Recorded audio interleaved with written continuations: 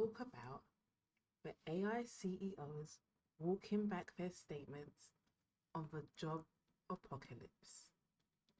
The past 1 to 2 years, or to me, what feels like a lifetime, all we've heard is that AI is going to take away our jobs.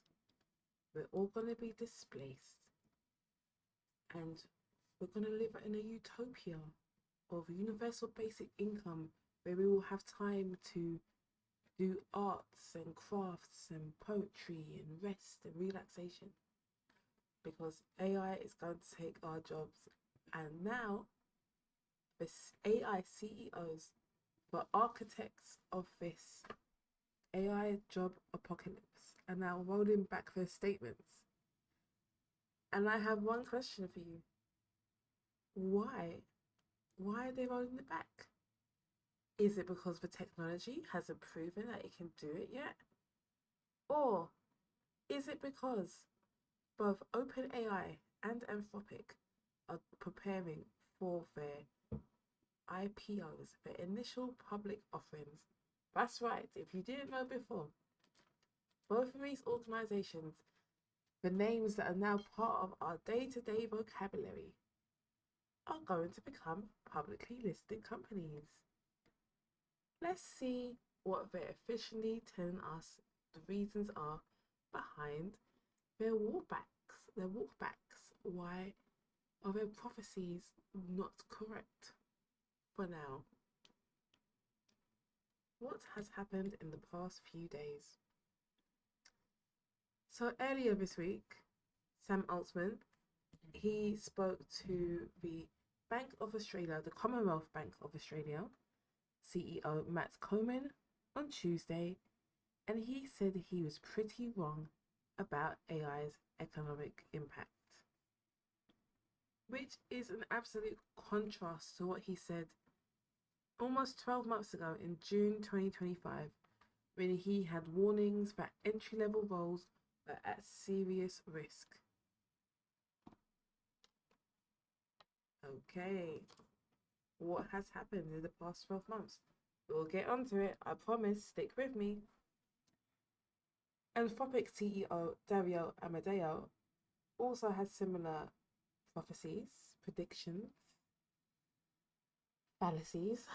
What's the one word I'm trying to look for to describe what they were saying?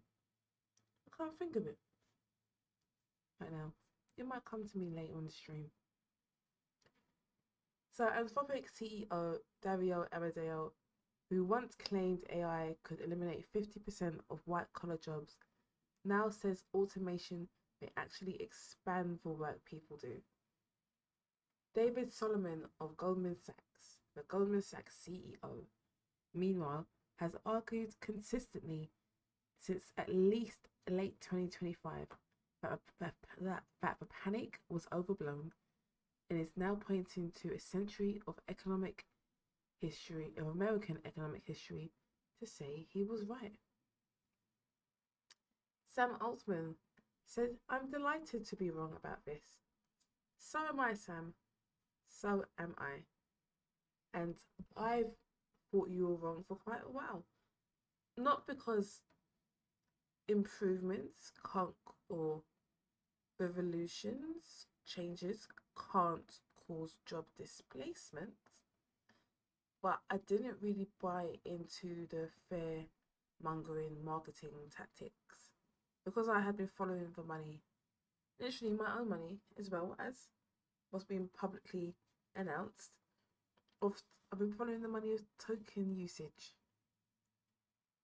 and how much things can cost. And when I use AI on a personal stuff, I look at the usage and I'm like, whoa, that's a lot for a day or a task or whatever it may be. And I calculate, I was like, what is this? If I'm being heavily subsidized using my flat fee subscriptions, what would this be if I was paying for raw API token for this particular task, this particular session? And I have for other LLMs. I have paid for token usage, for API usage, and I ran out very quickly. And luckily, I was always testing it, so it was just test, like throwaway money I was using at it. And I'm not exaggerating. I could rack that. I could make use of all of that in less than 30 minutes.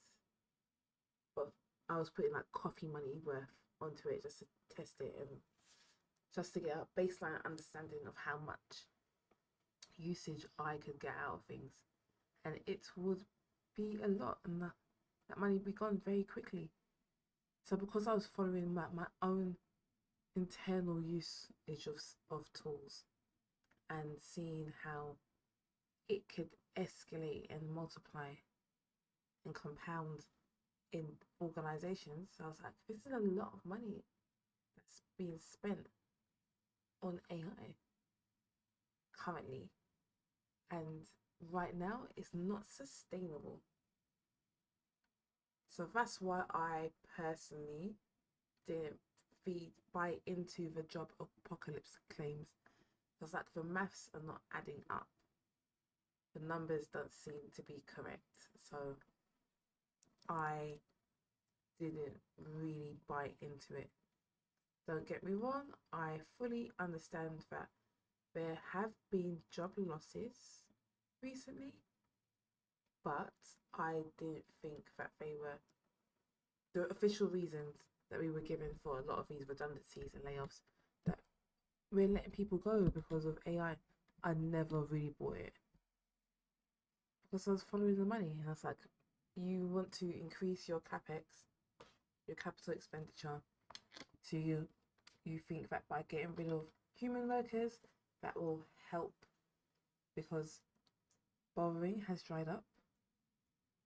We can't, it's not as cheap to borrow money anymore as it once was, and private credit's going through their own situation, which we will not be discussing during this stream because that is a whole rabbit hole that just goes over my head at the moment. Anyway, I haven't spent enough time looking into that, but I've been following the money. That's what I'm saying, which has made me more not comfortable, less scared, and haven't been buying into this whole job apocalypse that the AI CEOs have been spewing at us for what feels like a lifetime now. It's probably been about 2 years.